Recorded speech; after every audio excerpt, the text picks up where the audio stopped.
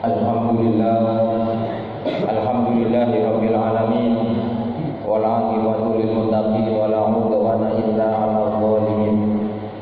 Asyhadu an la ilaha illallah wahdahu la syarika lahu al malikul haqqul mubin wa asyhadu anna Muhammadan abduhu wa rasuluhu shadiqul wa'dil amin.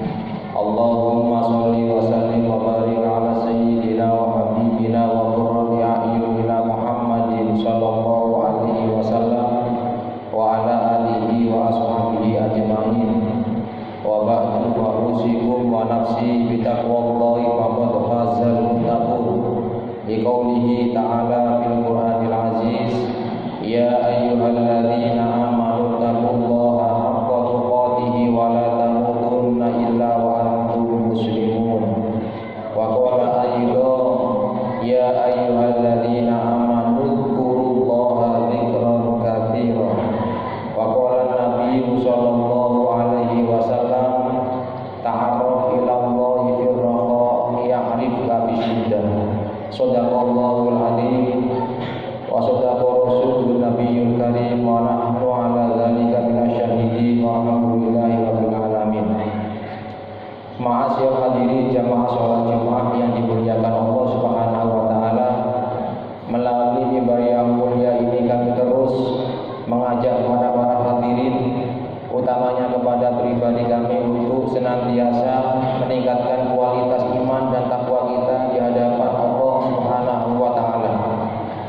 Takwa dalam arti yang sebenar-benarnya, dengan konsep imtithalu awamirillahi wa jtinabun nawahi, melaksanakan perintah Allah sekaligus menjauhi larangan Allah Subhanahu wa taala di mana saja kita berada, baik di dalam masjid, di luar masjid, di tempat ramai, di tempat sepi, di mana saja kita berada.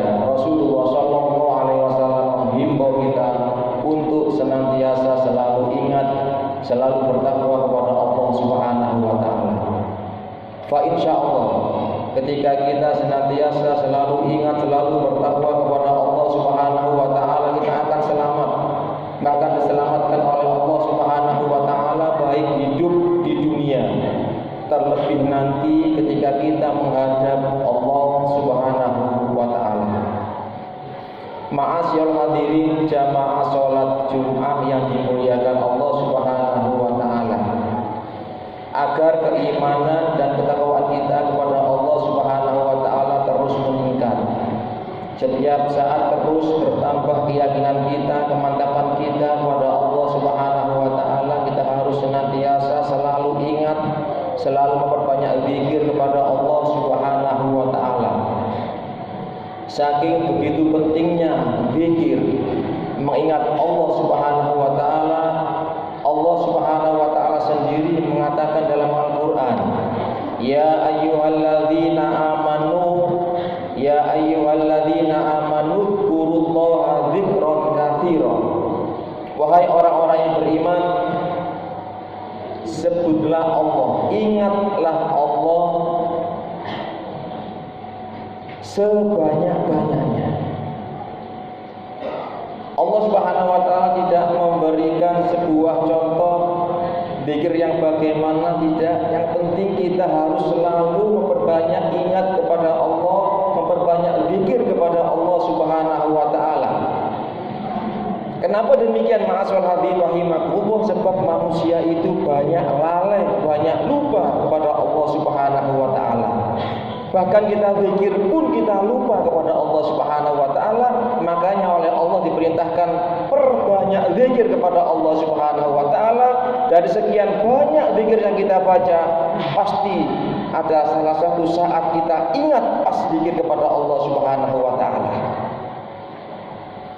Ma'asyiral hadirin jamaah salat Jumat yang dimuliakan Allah Subhanahu wa taala. Kapan kita harus zikir kepada Allah? Setiap saat, setiap waktu, bil lisan atau bil qalbi, dengan lisan dan hati. Setiap saat kita harus selalu dan selalu zikir, ingat kepada Allah Subhanahu wa taala. Kenapa demikian? agar kita sendiri selamat dunia akhirat. Itu saja masalah rahimahullah. Kalau kita baca kitab Bidayatul Hidayah karangan Imam Ghazali, di sana diajarkan zikir mulai kita bangun tidur sampai tidur lagi. Itu adalah ajaran yang diajarkan oleh Imam Ghazali, tentunya sesuai dengan tuntunan Rasulullah Sallallahu Alaihi Wasallam. Paling tidak masalah hadirin rahimakumullah, ketika kita tidak hafal satu persatu zikir kepada Allah, paling tidak setiap apa yang kita lakukan, satu langkah demi langkah, kita awali dengan mengikut sertakan nama Allah Subhanahu wa taala. Kita baca bismillahirrahmanirrahim. Ini minimal masalah hadirin rahimakumullah. Sebab Rasulullah sallallahu alaihi wasallam menyatakan kullu amrin ribalin la yubda'u fihi bi bismillahirrahmanirrahim fa huwa aqta. Setiap perbuatan yang tidak diawali dengan kata-kata bismillah, tidak diawali dengan nama Allah, tidak diikut sertakan nama Allah Subhanahu wa taala, fa huwa aqta, maka perbuatan itu, kegiatan itu terputus dari rahmat Allah Subhanahu wa taala. Ketika kita sudah bismillahirrahmanirrahim, yakin kepada Allah Subhanahu wa taala, semua yang kita lakukan pasti dalam tanggungan Allah Subhanahu wa taala. Bahkan Nabi menyatakan bismillahilladzi la yadurru ma'asmi syai'un fil ardi wala fis sama wa huwas samiul alim. Setiap hal yang dimana dalam hal itu diikut sertakan nama Allah Subhanahu wa taala, tidak ada yang berbahaya. Sesuatu hal baik dari langit dan dari bumi, masalah hadirin rahimakumullah, ini adalah garansi dari Kanjeng Nabi Muhammad sallallahu alaihi wasallam. Sebab itulah bagaimanapun posisi kita, dimanapun saja kita berada, teruslah hati kita ingat Allah Subhanahu wa taala. Paling tidak ketika kita istiqomah zikir kepada Allah Subhanahu wa taala, pertama kita memperoleh pahala dari Allah Subhanahu wa taala. Itu pasti. Yang kedua, ketika orang itu senantiasa zikir, istiqomah zikir kepada Allah Subhanahu wa taala, Allah akan memberikan ketenangan dalam hatinya. Ketika orang itu tenang hatinya, tentram jiwanya, hampir dipastikan sehat lahir batin. Karena penyakit itu 75% dari pikiran kita sendiri. Masalah hati rahimahullah. Kalau pikiran kita tenang, insya Allah kita akan sehat. Allah menyatakan dalam Al-Quran, ala bidzikrillahi tatmainnul qulub.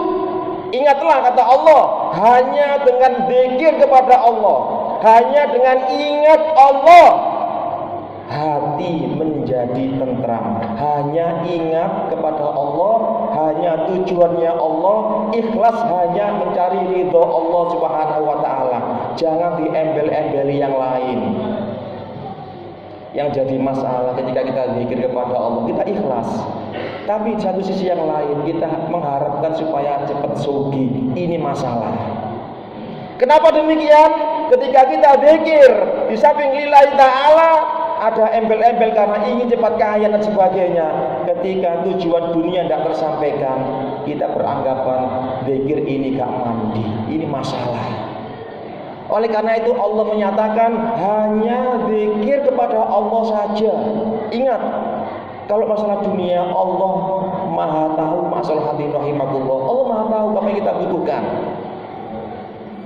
Ma'asyal hadirin rahimakumullah, sebagai seorang muslim, jangan sampai kita melakukan zikir-zikir di luar konteks yang diajarkan Nabi Muhammad SAW. Contoh, kita pergi ke pasar, ada penjual buku, di sana ada jualan buku primbon, mujarobat. Kita beli, kita baca-baca sendiri, ini bahaya masalah hadirin rahimahullah. Kenapa demikian?